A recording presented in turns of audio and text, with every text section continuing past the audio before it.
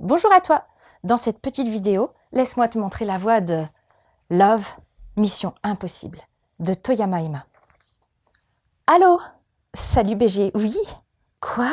Oh, je suis choquée, t'es sérieux? Non mais t'as le dead ça là.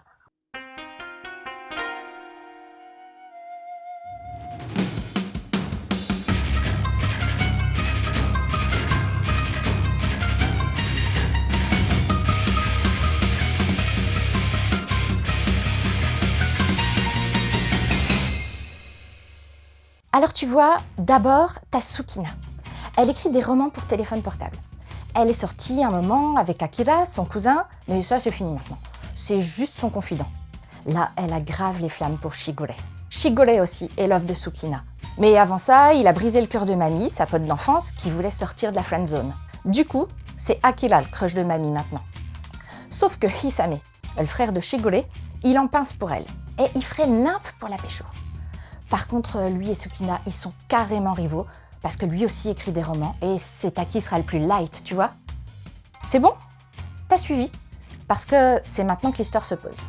Sukina vient d'entrer au lycée, et elle a le seum, parce qu'elle réalise très vite que les garçons et les filles sont vachement plus proches qu'au collège, et que les vraies histoires d'amour les intéressent grave plus que ses romans. C'est vraiment Rennes. Elle va devoir trouver le moyen de rendre ses scénarios plus passionnants, et plus adultes pour continuer à avoir du succès. Sauf qu'il va lui être difficile de compter sur Shigure pour expérimenter l'amour des grands et lui donner l'inspiration pour sa nouvelle histoire. Car le lycée prestigieux dans lequel il vient de rentrer interdit les relations. Pendant les cours, comme en dehors. Je t'en dirai pas plus, mais tellement de questions se posent. Sukina va-t-elle réussir à donner plus de piquant à ses love stories? Shigure supportera-t-il de respecter les règles de son lycée et de plus avoir de contact charnel avec elle? Est-ce que Mamie avouera son amour à Akira ou se jettera dans les bras de Hisame? Si tu veux tout savoir, va falloir le lire.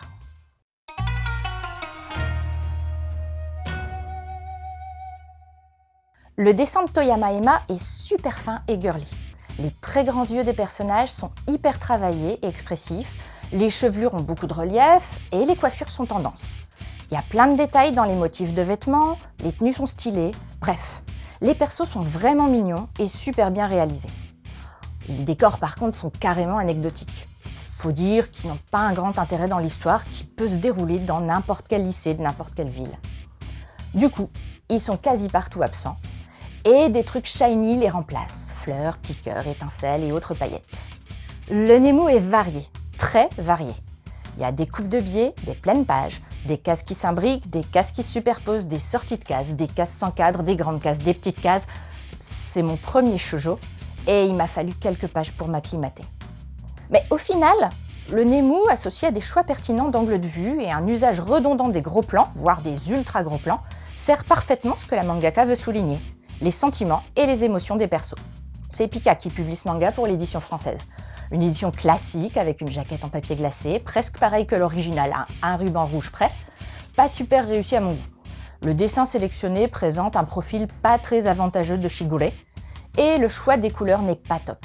Les tons trop orangés manquent de contraste et donnent une impression sépia un peu vieillotte. Chacun des 4 chapitres est introduit par un joli dessin qui met en scène les persos, mais dans des tenues ou des univers qui n'ont rien à voir avec l'histoire. Mais comme l'héroïne s'inspire de sa propre vie sentimentale et de celle de son entourage pour écrire ses romans, on peut y voir une projection dans son imaginaire. À la fin du manga, il y a quelques pages bonus qui présentent le tournage du film Love Mission, dans lesquelles la mangaka se présente sous la forme d'un petit chat qui n'en revient pas de son succès.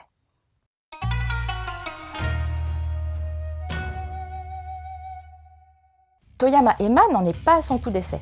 Ce one-shot est un spin-off de son titre éponyme Love Mission. Il se passe 3 ans après la fin des aventures originelles de la petite bande. Cette série a remporté un franc succès au Japon, avec une adaptation drama qui va être suivie d'un film live. Elle a aussi écrit plusieurs autres shoujo, dont certains se construisent dans des univers plus fantastiques. Et elle a 2 nouvelles séries en cours, bref, on l'arrête plus. Pour autant, pas besoin de connaître l'œuvre de l'auteur pour lire ce manga. C'est une histoire à part entière.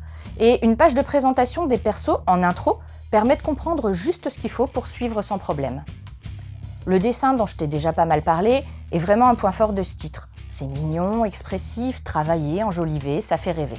Niveau scénario, je suis pas super bien placée pour donner mon avis n'étant pas fan des comédies romantiques où les protagonistes vivent surtout d'amour et d'eau fraîche. Les enjeux des situations ne sont pas très profonds, la psychologie des persos n'est pas poussée non plus. Pour autant, il y a pas mal d'éléments réunis pour plaire aux amatrices du genre, et ça se destine plutôt à un jeune lectorat. On retrouve un triangle amoureux, de la compétition, quelques retournements de situation et aussi un petit côté coquin, avec quelques évocations ou situations un peu osées. Mais les jeunes lectrices qui n'ont pas encore vu le loup peuvent complètement passer à côté, donc rien de choquant non plus.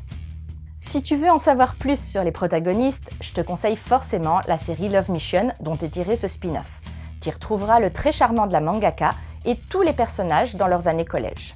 Tu peux aussi poursuivre avec un autre titre de Toyama Ema, Love Hotel Princess, où tu reconnaîtras la même légèreté dans les situations.